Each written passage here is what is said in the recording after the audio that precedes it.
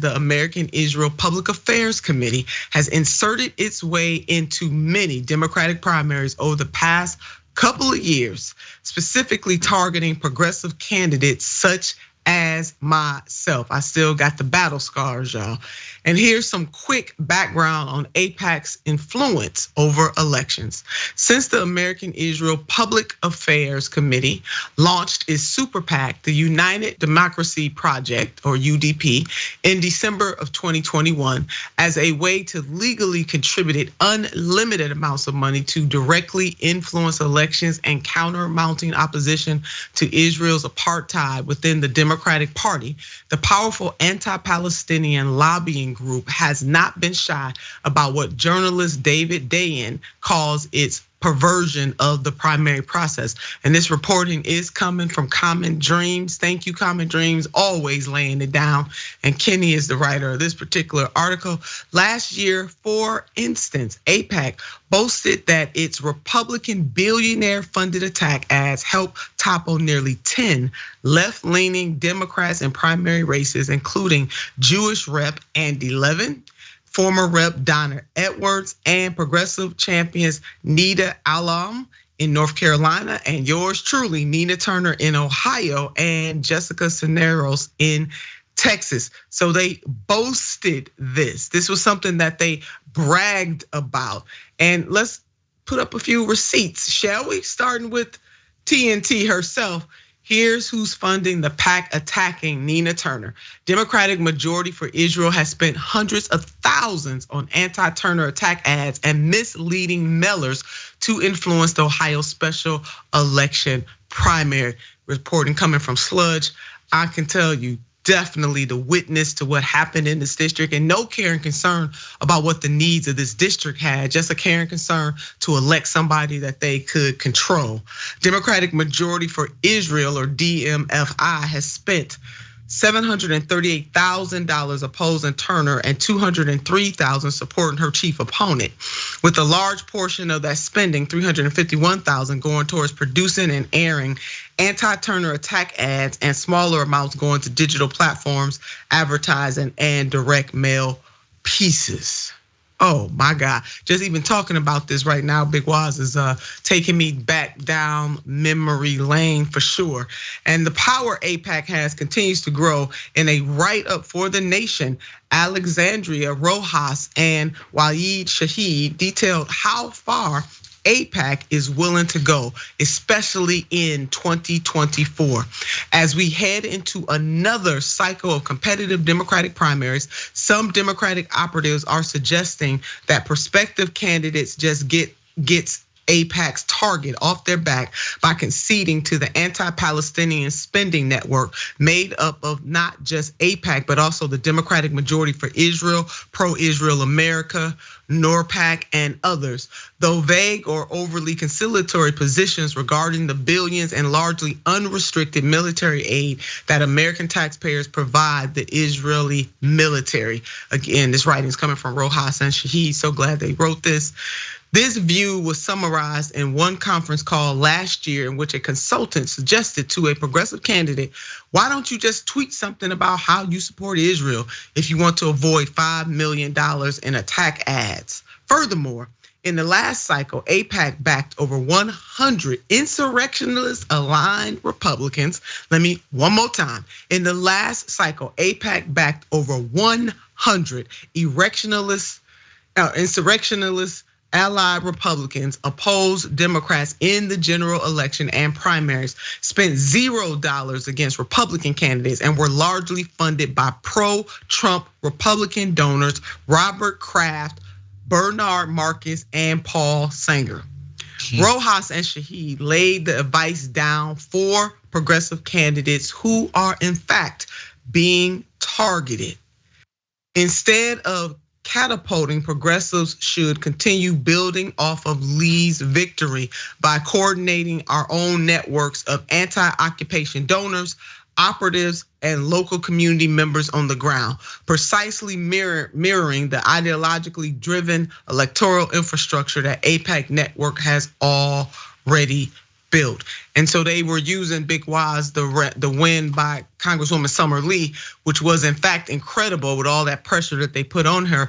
I want to say some of the differences in the race that Summer Lee ran, now Congresswoman, is that many local leaders, after seeing, I was the sacrificial lamb, but after seeing what had happened to me in my race and how they used my race as the model for what they decided to do all across the country, it enabled people like a Summer Lee to be able to react and respond and really build up that base, as Rojas and Shaheed lay out there, of locals who came out and said what AIPAC is doing is wrong. But I can tell you, Waz, it is nothing. I mean, it is a terrible thing to have people who are outside your district come in and rain hellfire on you in the way that they did to me and so many others, just because security for both people, security and justice for both peoples was my only platform, but that was not good enough. And as they talk about phone calls, I received a lot of phone calls saying, just disavow the squad,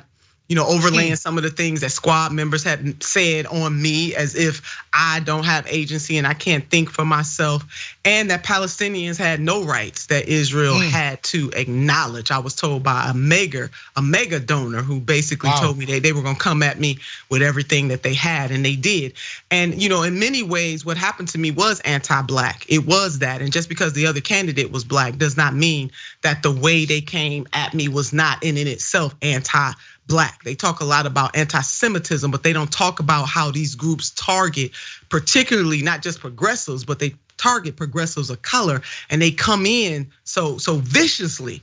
It was in fact anti-black. Yeah, I mean, what this shines a light on is how anti-democratic our entire system is. I think they pay a lot of lip service to pro-democracy and the republic is in danger and blah, blah, blah, whenever they want to rile us up about what the Republicans are doing. But quite frankly, when some outside organization can come in and affect the races, despite whatever the popular support is for, let's just say, your position, Senator Turner, that's anti-democratic. It's just a fact. And the thing is about progressives, man, that often becomes so frustrating is that even when you do beat the centrist, so to speak, corporatist wing of the Democratic Party, these same forces that go out and support Republicans. So it's not as if these people could say, oh, we're just Democrats, we want this one thing to happen, but we will support the party no matter what. These people have no allegiances and no alliances to anybody but themselves.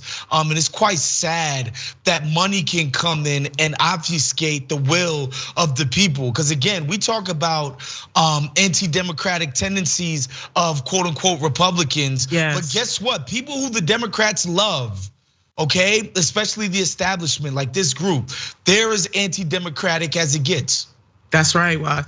And like no concern for the district. What about a pro-Cleveland group, pro-America group, pro-Congressional 11th District group, or any other group? Just no regard for what the needs were for my community. It was really their needs, and it had nothing to do with America itself. It had nothing to do with the 11th Congressional District. The fact that 50% of our children live, in poverty. The fact that a true champion was needed to stand up for the people. And for me, that was my race was all about. It was about the people who live in the 11th Congressional District, and it is about justice and security for both Palestinians and Israelis. You got to have both for both people to live really good lives, and they do deserve to live good lives over there. The people in this country deserve to live good lives, and we need organizations that are based. I mean, just think about the name, which has nothing to do with Ohio or America. It is about a foreign country, and they can come and attack candidates like myself and Jessica Cisneros, and even now Congresswoman Summer Lee, everything that she had to go through, and to brag about it. Let's put that back up, you all. The candidates that they wiped out, Donna Edwards, and Donna Edwards really had very strong relationships with the status quo Democrats. I mean, very strong, but black woman. You see, they even messed with Representative Andy Levin, who is Jewish. I remember, being with Senator Bernard Sanders in both of his presidential elections, and they came at him, and he is Jewish. Nida Allam, a woman of color. Jessica Cisneros, a woman of color, and on and on and on. And they really have perfected, absolutely perfected the method by which they come after progressives who are standing up for their people. And again, by and large, most of the progressives that they come after are of color. I want y'all to note that.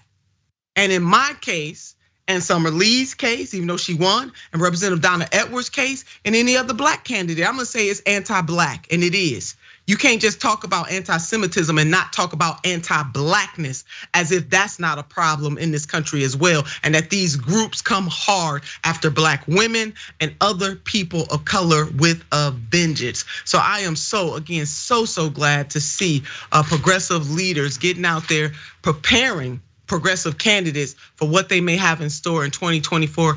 And Big Waz, your point about how undemocratic this is and how aligned the Democratic Party is. Meanwhile, yeah, they will cast stones over there at the Republicans, and they got the same thing going on in their house. It is absolutely appalling that this is happening, but I'm glad to see the progressives fighting back. Y'all keep on fighting back. And there's another group that's about to form too, under the same premise, which is to not leave progressives out there hanging and to fight back against the lies and the misrepresentation of groups that care nothing about the very district that they are fighting the progressive and trying to prevent the progressive from winning that race.